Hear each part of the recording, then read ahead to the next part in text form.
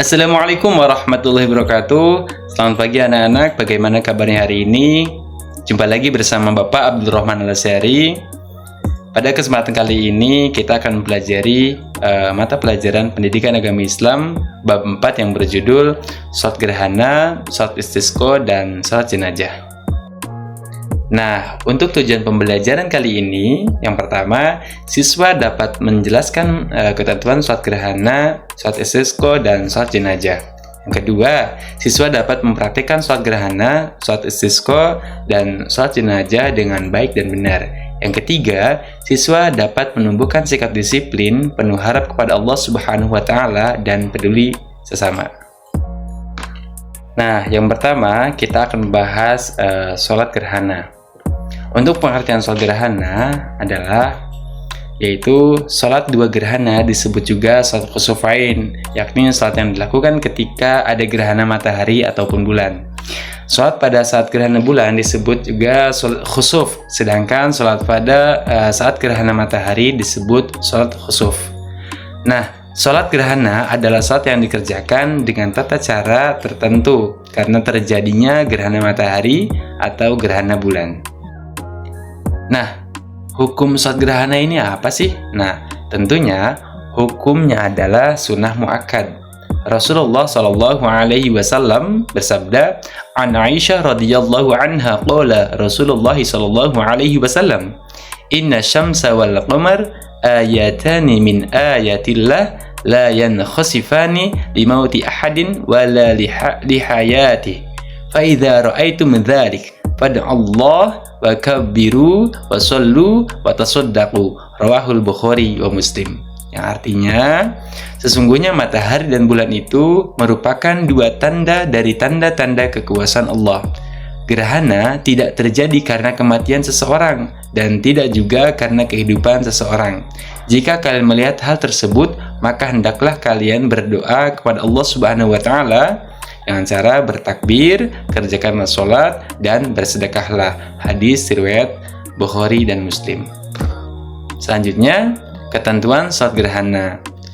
Ketentuannya di sini ada 6. Yang pertama adalah waktu salat gerhana dilaksanakan saat gerhana berlangsung. Yang kedua, salat gerhana dikerjakan secara berjamaah, ya. Jadi nggak boleh sendirian, jadi harus berjamaah gitu ya.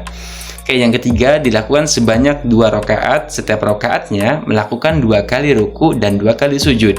Yang keempat, bacaan surat Al-Fatihah dikeraskan pada saat sholat gerhana bulan dan dilirihkan atau dikecilkan pada saat gerhana matahari. Yang kelima, bacaan ayat atau surat setelah surat Al-Fatihah pada rakaat pertama lebih panjang daripada rakaat kedua. Yang keenam, yakni selesai sholat gerhana dilanjutkan dengan khutbah. Jadi seperti sholat Idul Fitri ya, seperti itu.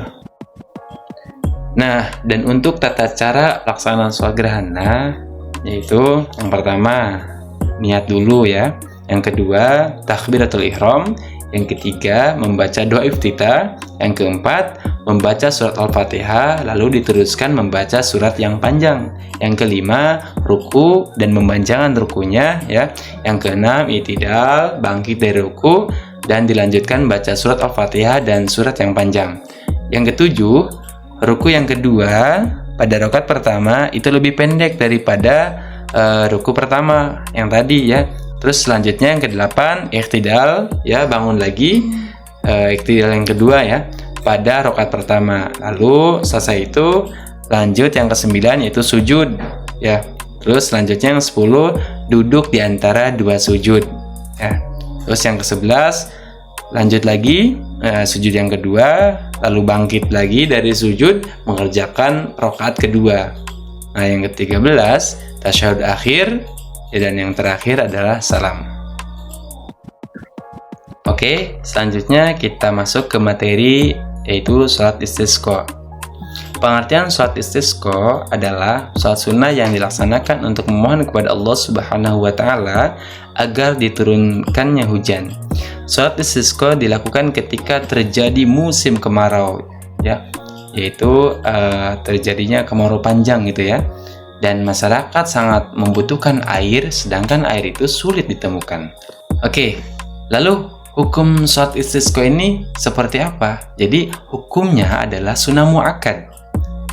Rasulullah Shallallahu Alaihi Wasallam bersabda, an Ibnu Abbas qala kharaja Rasulullah Shallallahu Alaihi Wasallam mutawadi'an mutabaddilan mutaqashshi'an mutarassilan mutadarri'an hatta atal musalla faraqa 'alal mimbar walam yakhtub khutubakum hadhihi walakin lam yazal fid du'a wat tadarru'i wat takbiri thumma shalla rak'ataini kama yusalli fil 'id, rawahu Ahmad.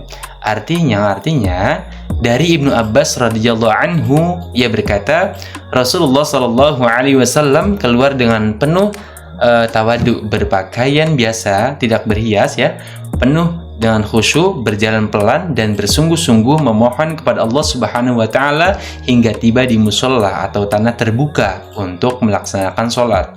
Beliau pun kemudian naik mimbar dan tidak berkhutbah seperti khutbah kalian ini. Namun beliau tetap dalam doa, memohon dengan sungguh-sungguh dan bertakbir, lalu beliau pun melaksanakan sholat 2 rakaat seperti pelaksanaan sholat id. Hadis riwayat Ahmad. Dan untuk ketentuan sholat istisqa, yang pertama ya, persiapan yang diawali dengan puasa selama 4 hari berturut-turut, yaitu 3 hari sebelum sholat istisqa dan 1 hari pada waktu pelaksanaan sholat istisqa. Yang kedua, memperbanyak istighfar dan bertaubat kepada Allah Subhanahu wa taala. Yang ketiga, para tokoh atau ulama menyerukan kepada masyarakat untuk melaksanakan puasa dan menghindari kemaksiatan.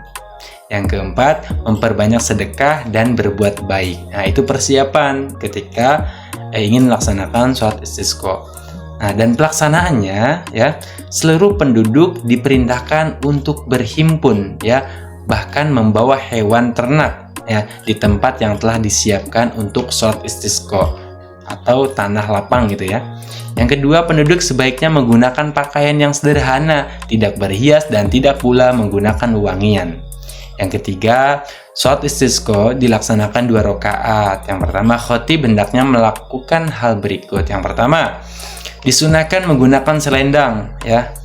Yang kedua, pada khutbah pertama hendaknya membaca istighfar 9 kali. Sedangkan pada khutbah kedua 7 kali dan berdoa. Yang ketiga, khutbah memuat anjuran untuk beristighfar, memohon ampunan dan merendahkan diri kepada Allah Subhanahu wa taala serta yakin doanya akan dikabulkan. Oke, selanjutnya pada saat berdoa, khatib berpaling ke arah kiblat membelakangi makmum sambil memindahkan surban atau selendang yang semula di sebelah kanan menjadi di sebelah kiri ya. Yang terakhir, saat berdoa hendaknya mengangkat tangan yang setinggi mungkin ya, pokoknya setinggi mungkin ya, agar doa itu dikabulkan oleh Allah Subhanahu wa taala. Oke, selanjutnya tata cara pelaksanaan sholat istisqa. Yang pertama, niat ya. Yang kedua, takbir sebanyak 7 kali. Yang ketiga, membaca surat Al-Fatihah, lalu surat Al-A'la. Yang keempat, ruku ya, itidal, sujud, duduk di antara 2 sujud, bangun dari sujud. Yang kelima, bangkit untuk rakaat kedua. Keenam, takbir sebanyak 5 kali. Yang ketujuh, membaca surat Al-Fatihah lalu surat Al-Ghasyiyah. Yang kedelapan, ruku', itidal, sujud, duduk di antara 2 sujud, sujud lagi ya, bangun dari sujud, mengucapkan tasyahud dan salam. Oke, yang kesembilan, khutbah 2 kali. Dan yang terakhir, 10, doa setelah sholat istisqa ya. Subhanallah walhamdulillah wala ilaha illallah wallahu akbar. Nah, ini dibaca setelah takbir. Oke, selanjutnya materi yang ketiga yaitu sholat jenazah. Pengertian sholat jenazah ya adalah sholat yang dikerjakan untuk jenazah muslim. Pelaksanaan sholat jenazah ini dilakukan dengan 4 kali takbir tanpa ada rukuk dan sujud, kemudian diakhiri dengan salam.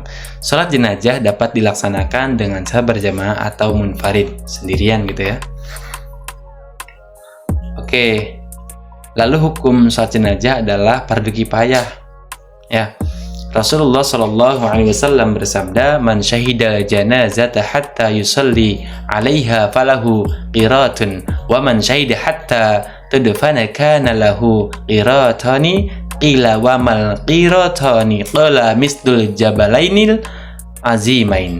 Rawahul Bukhari wa Muslim. Yang artinya, barang siapa yang menyaksikan jenazah ya sampai ia menyolatkannya, maka baginya 1 qirat, ya. Lalu barang siapa yang menyaksikan jenazah hingga dimakamkan, maka baginya 2 qirat. Nah, ada yang bertanya, apa sih yang dimaksud dengan 2 qirat itu?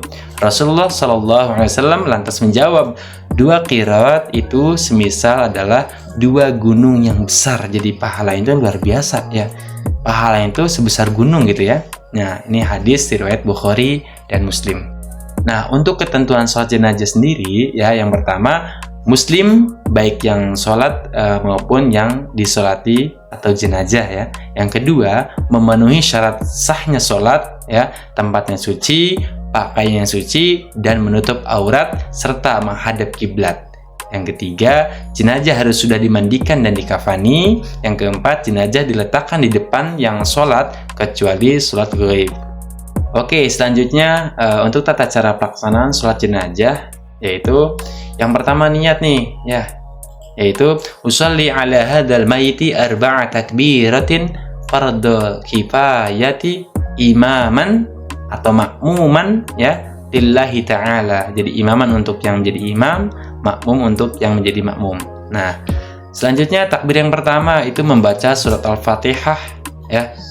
Terus selanjutnya takbir yang kedua membaca selawat atas Rasulullah Sallallahu Alaihi Wasallam, Allahumma sholli ala Sayyidina Muhammad wa ala ali Sayyidina Muhammad. Dan selanjutnya takbir yang ketiga membaca doa untuk jenazah, Allahumma gfir lahu warhamhu wa'afihi wa'fu anhu. Nah, lalu setelah takbir keempat ya membaca Allahumma la tahrimna ajrahu wa la taftinna ba'dahu waghfir lana walahu.